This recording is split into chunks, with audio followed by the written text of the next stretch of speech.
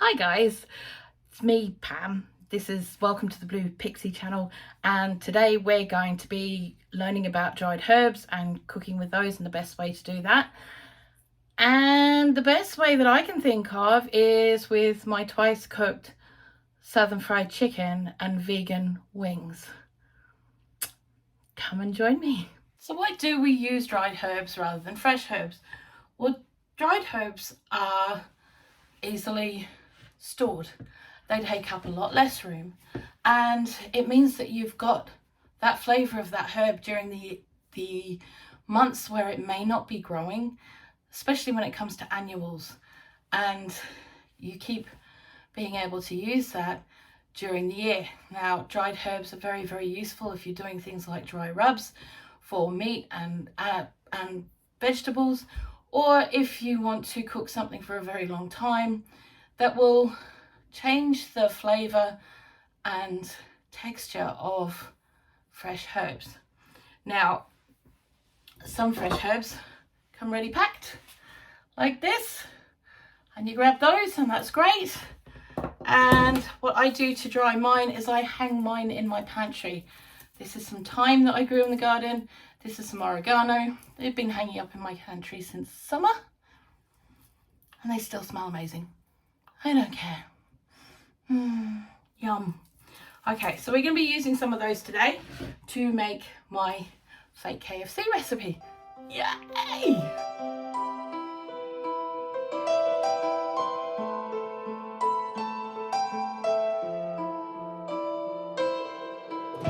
First off, we're going to make our herb mix. Now, for this, we're going to use, I'm going to do a double batch. So we're going to use a couple of teaspoons of dried oregano, and we're going to just pull that straight off the stem. Very handy. Oh, the smell, guys, the smell. Ooh.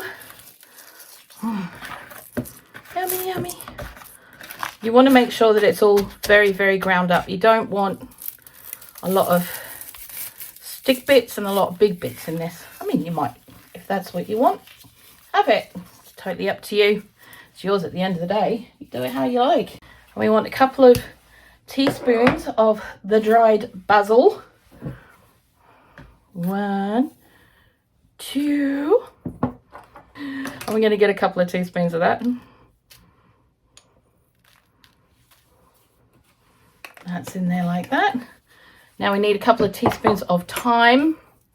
And this one's quite nice and easy because you can just flip it off. It's little branches. You want to make sure that the stems aren't in it, because the last thing anyone wants is a big mouthful of stem. But you want to make sure that there's enough in there to, you know, keep giving it the flavour it needs.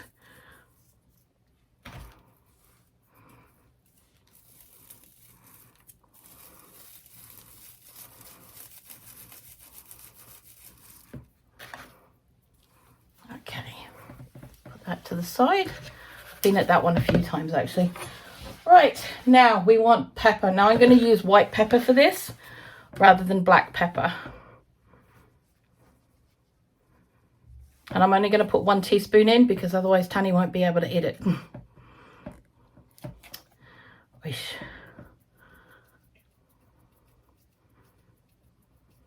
That should do it.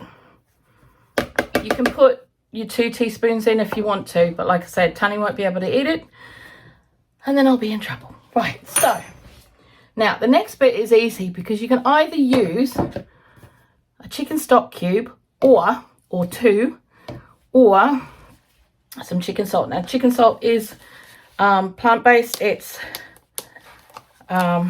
suitable for vegans and veggies. It has a whole heap of herbs and spices of its own, and will replace any salt component that we were going to put in here. You could use celery salt if you'd prefer. That could work as well. Okay.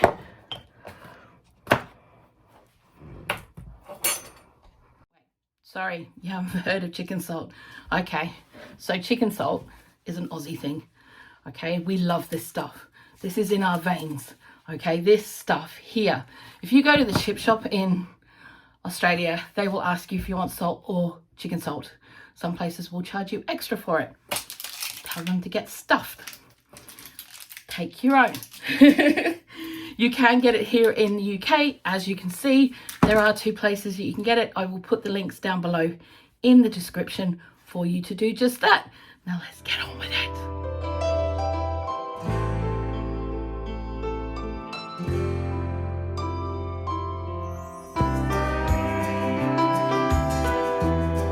Right, so I'm going to be putting a good ½ kilo in there. I'm probably going to have to get some more actually, because I don't think that's enough.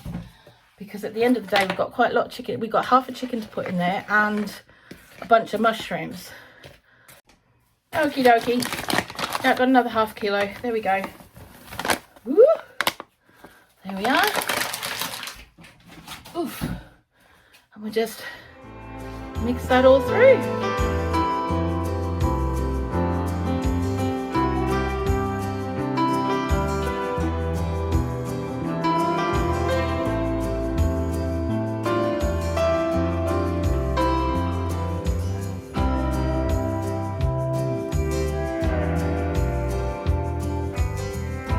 We're going to be using some of these beautiful oyster mushrooms that I got the other day, and these are going to be our veggie wings. And I actually think that's enough because it's just for me. So I'm just going to snip all these off the stalks, and I'm going to keep the stalk bases, because from that I'm going to be doing something else later on in the week and I don't want to waste them.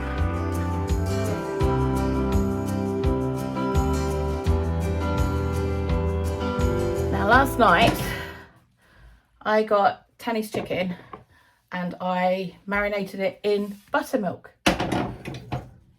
For these I wouldn't have left them overnight in it, and I certainly wouldn't have used buttermilk. What I am going to use is some plant-based plain yogurt, and we're just going to mix them up in this a little bit, just enough to give them a quick coat.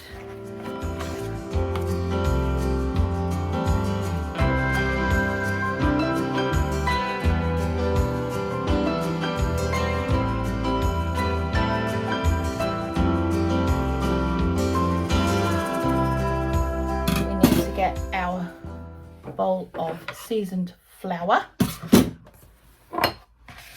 and we're going to pop our mushrooms in that to get them coated.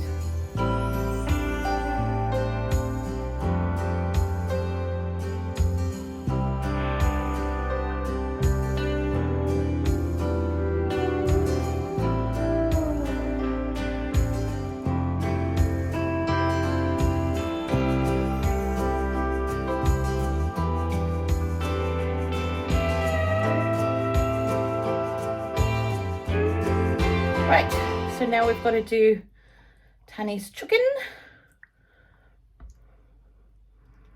Just want to make sure that they're properly covered with the buttermilk.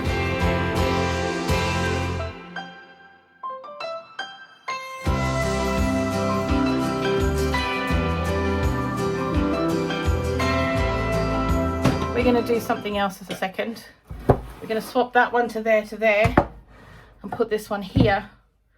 And then we're going to put it back on that plate there. So we're actually going to double dip this because, you know, why not? I won't do it with the mushrooms because the butter would be too heavy for it. But I will do it for these because I think it's worth it. So I'm just going to cover all of that. Make sure it's properly double dipped. Get that one in. And that can go in there.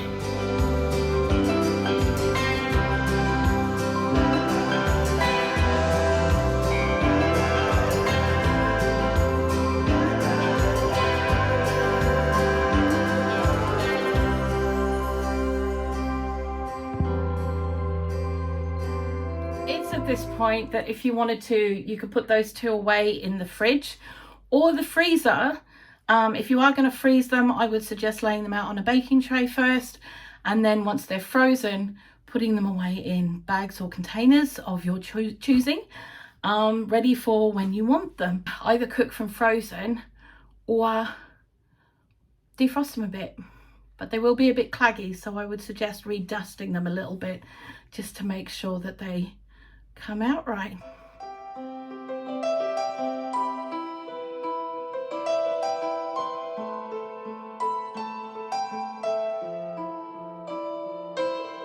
We're now at the cooking stage, and what I'm going to do for the chicken is I'm going to put aside a baking tray with racks on it, and I'm also going to turn the oven onto gas mark 5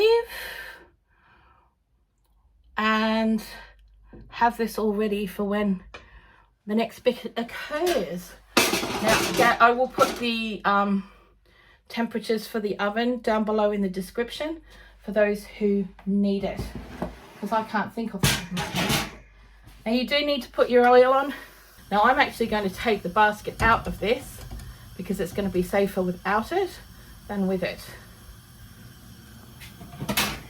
Never ever ever have your oil more than halfway up your pan either, because that's when accidents happen and it can overspill, and yeah, we don't want that. Now we're going to test the temperature of the oil. Not all of us have a thermometer, so I'm going to pop this wooden spoon in there. Now if there's loads of bubbles coming off, you're where you want to be, and there's a few. I'd say we're almost there.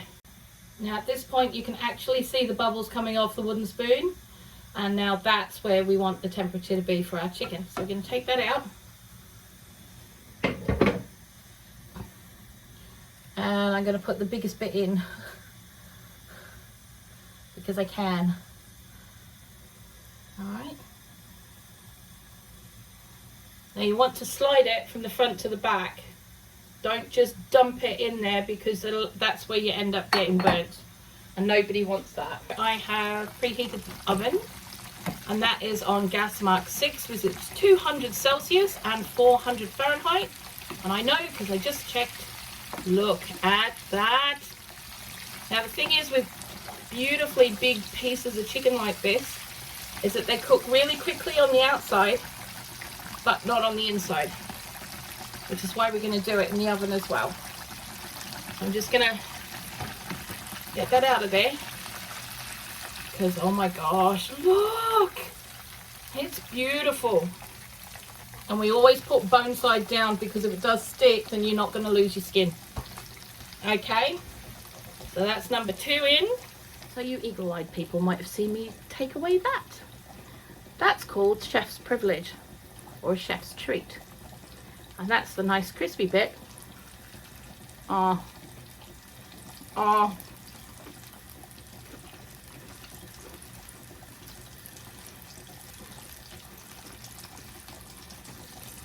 That fell off. And that is pure coating. Oh, yeah.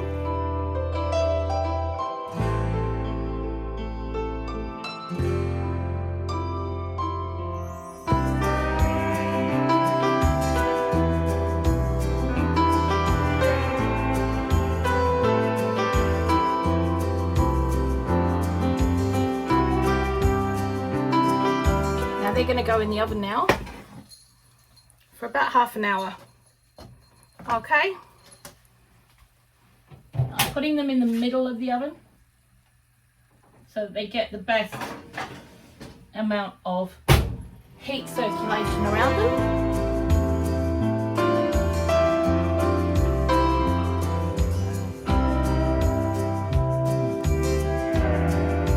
So we're going to start off with a pot of water on the stove, because that's the easy part. And we're going to put in a couple of teaspoons of salt, because that helps the water get hotter so that our potatoes cook quicker. Normally I might make this with new potatoes or small potatoes, but we don't have any. So I'm just going to cut these into chunk-sized pieces.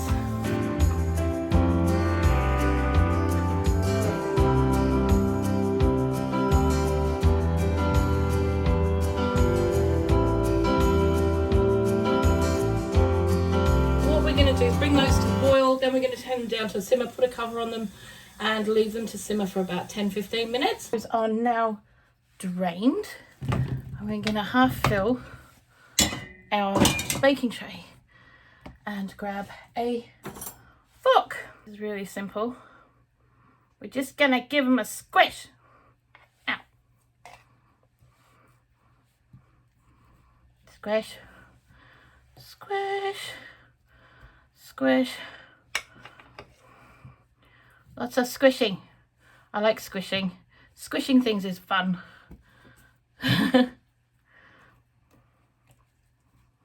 Oof.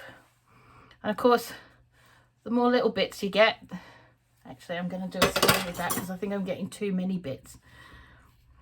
All right. And just squeeze it from the peel side if you can. If you can. If you can't, whatever.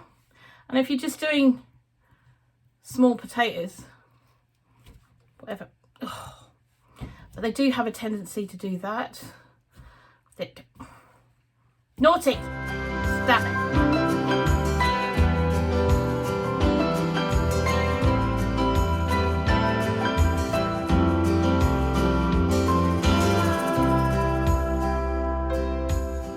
A good thing about having sides like this is that everybody can eat them. It doesn't matter if they're meaties, it doesn't matter if they're veggie, everyone can have some.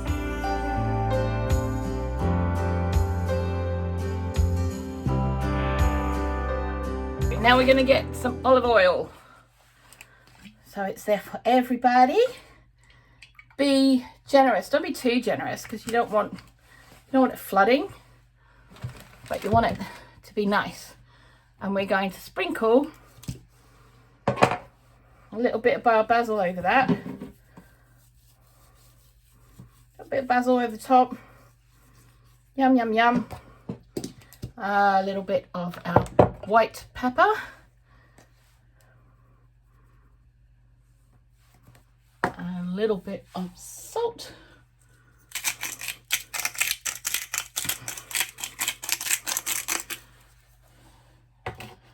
And that should do it. And they're going to go in the same oven as the chicken is in, and it'll be ready at about the same time.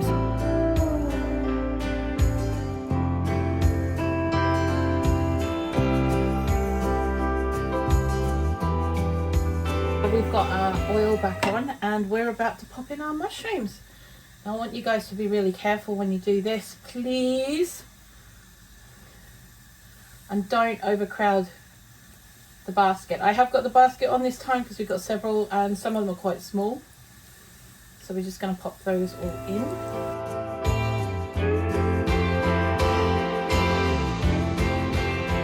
Now we're going to shake this about here over the oil a bit because we don't want... Nope.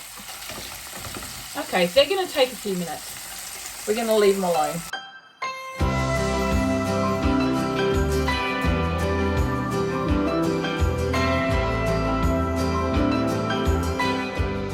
Meanwhile, I'm going to make myself a dipping sauce. Now, we don't want fresh herbs in this either. And the reason for that is we don't want it going off. Herbs in creamy sauces tend to go a bit funny. And I don't mean in the ha-ha sense. I mean in the, yeah, Mum, that looks weird sense. So we're going to use some of our yogurt. We're going to get some of our basil. Because you want the flavours to reflect what you're cooking. So we got a little bit of that there. I'm going to put a little bit of the onion powder in there as well. It's about half a teaspoon. Don't want loads. You don't want loads. Trust me, you don't want loads. I just pop that in there.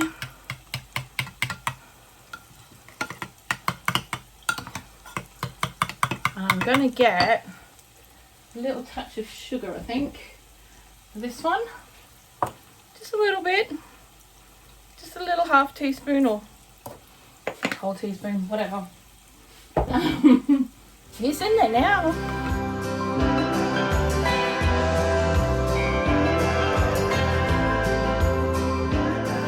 What I've got, smell that. Oh my God, it's mint. It's fresh mint. Well, it's dried fresh mint from our garden. And there is nothing nicer than mint in yogurt. It's lovely. And it's going to add to the sweetness, but it's also going to give you that lovely sort of flavour hit as well. And that's what we want in a dipping sauce for something like what we're making.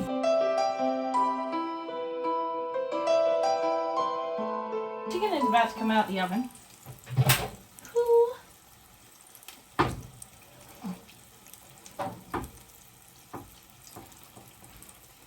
And it looks amazing. It really does. It's awesome looking. Alright, Tanya's going to be really happy with that. And because it's been on the rack, as you can see down here, all that oil, all the excess oil and fat has actually gone down onto the base. So we don't need to worry about that because it's gone. So I'm going to go grab some of this chicken for His Royal Highness. And he's got 3 pieces then for the rest of the week. Just get a little stripper. And there's our potatoes all done. Absolutely gorgeous. Absolutely gorgeous. Just fantastic. Look at that. Oh, loving that. Tanya's going to be so happy. Right. That's his. All done. And there's the rest of mine. Ooh. Our little chicken wings. Well, mushroom wings, if that makes sense. All done in the same thing. So if you do have people in your home that eat different things, you can do it in whatever way you want and work with both of them. I'm just going to put this away here. Oops.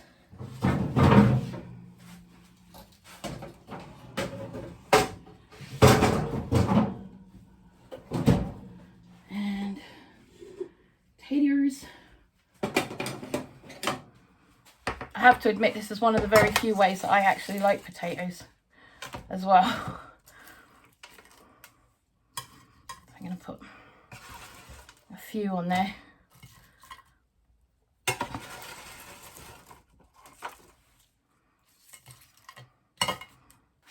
I'm going to get some of our Herby dippy sauce.